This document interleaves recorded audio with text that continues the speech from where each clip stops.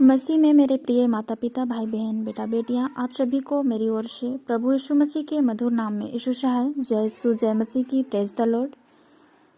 और मेरा यह वीडियो पसंद आए तो आप लोग लाइक शेयर सब्सक्राइब और ज़रूर कीजिएगा। और आइए मैं सर्वप्रथम परमेश्वर को धन्यवाद देती हूँ।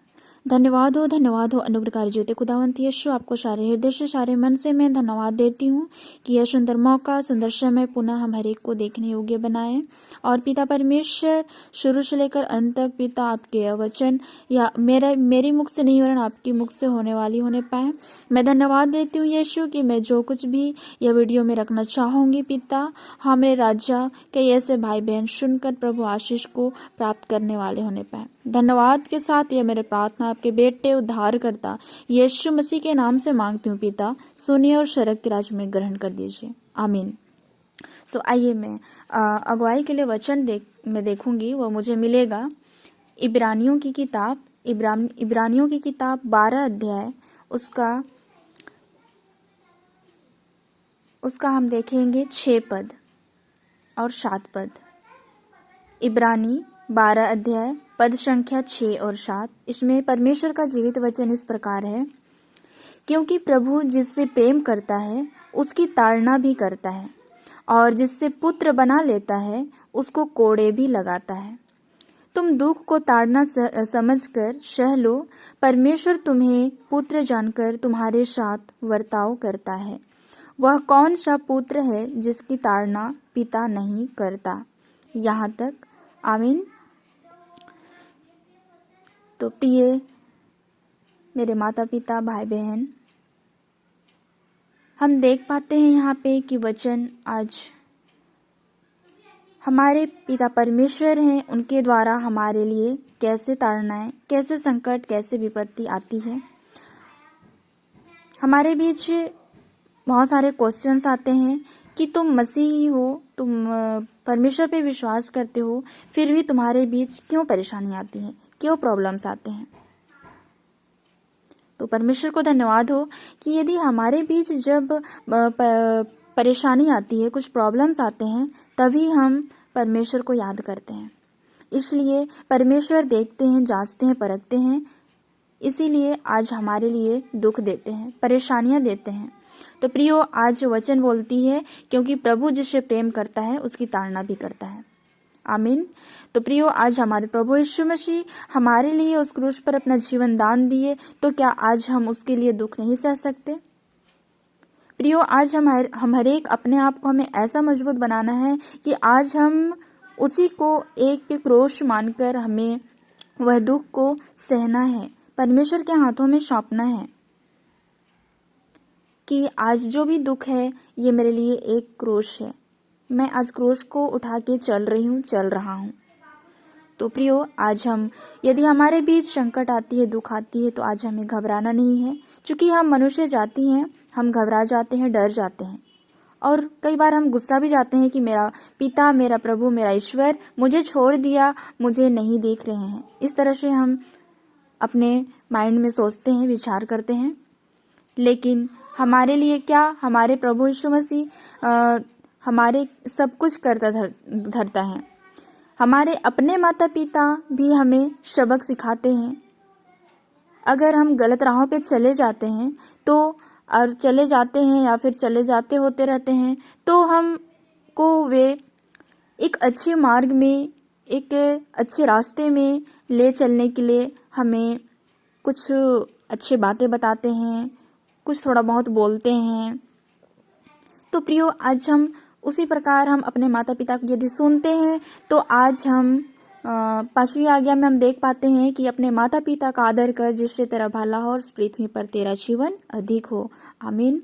तो प्रियो, आज हम देख पाते हैं कि आज हम परमेश्वर के अगर दास हैं, परमेश्वर के चुने हुए बेटा बेटियां हैं, तो आज यदि हम अपने माता पिता का आदर सम्मान करते हैं, तो आज हम एक अच्छे मार्ग को चुन सकते हैं, उस मार्ग पे चल सकते हैं। तो प्रियो, आज यह परमेश्वर के द्वारा हमारे प्रति जो कुछ भी ताड़नाएं आती है, दुख आते हैं, तो उसको आज हम अपने प्रभु यीशु मसीह का क्रूस समझकर उससे सह लेना है। चूँकि पिता परमेश्वर हमें पुत्र, अपने बेटा, अपनी बेटी मानकर हमारे साथ व्यवहार करते हैं, बर्ताव रखते हैं।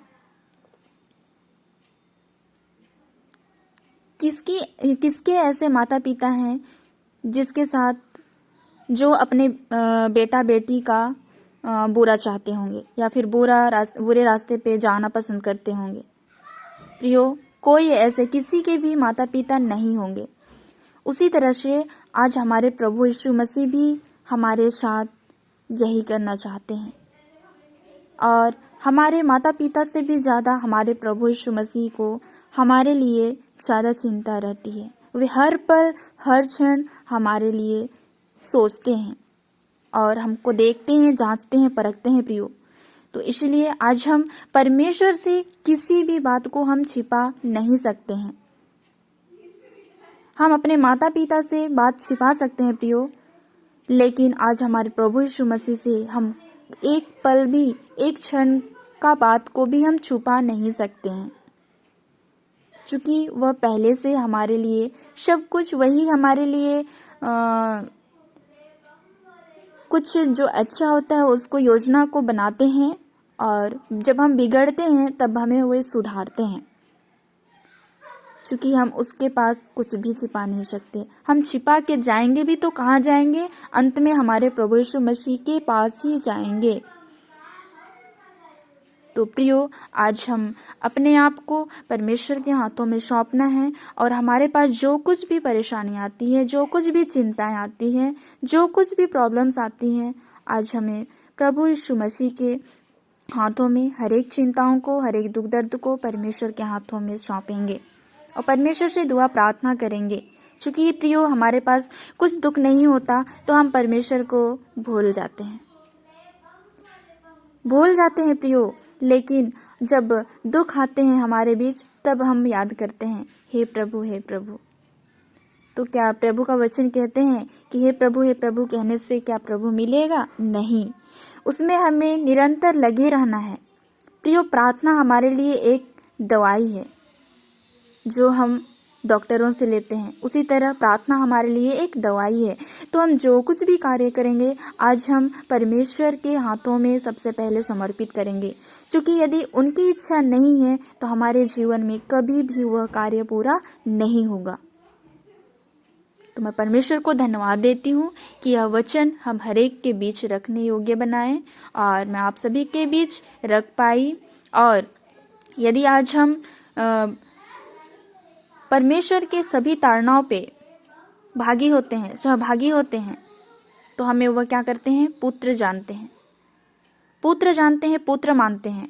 और यदि हम उससे हटकर हम मूर्ति पूजा में चले जाएंगे, अन्य कार्य में चले जाएंगे कि हाँ मेरा पिता तो नहीं सुन रहा है, क्योंकि हमारा जो प्रभु यीशु मसीह है वह हमें जांचता है, परखता है, इसीलिए हमें लेट लगता है, इसलिए हमें इंतजार करना है, अपने विश्वास को बनाए रखना है। इसलिए विश्वास सबसे बड़ी यहाँ पे हमारे लिए जीवन का एक फल है।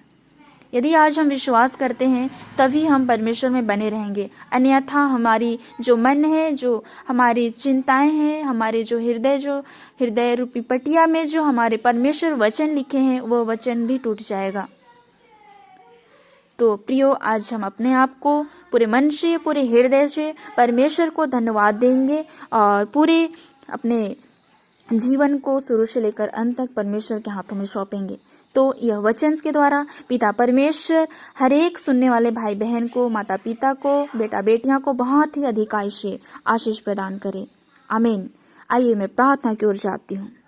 धन्यवाद अनुग्रहकारी जीवते खुदावंत यीशु, आपको सारे हृदय से, सारे मन से मैं धन्यवाद देती हूँ कि खुदा यीशु आज हम हरेक के जीवन में पिता परेशानी है, प्रॉब्लम से मेरे राजा, हम हरेक के विपत्ति को पिता आप, दुख को पिता आप, पिता हाँ मेरे राजा आपके हाथों में समर्पित करते हैं। प्रभु आज ऐसा विश्वास मजबूत बनाइए मेरे राजा कि पिता हम आपके वह वचन के अनुसार, यह वचन के अनुसार अपने आप को ढालने वाले होने पाए, पिता अपने आप को चलाने वाले होने पाए मेरे राजा। आज मेरे स्वामी अपने पवित्र आत्मा की सामर्थ के द्वारा हम हरेक की अगुवाई सहायता प्रदान कीजिए मेरे राजा।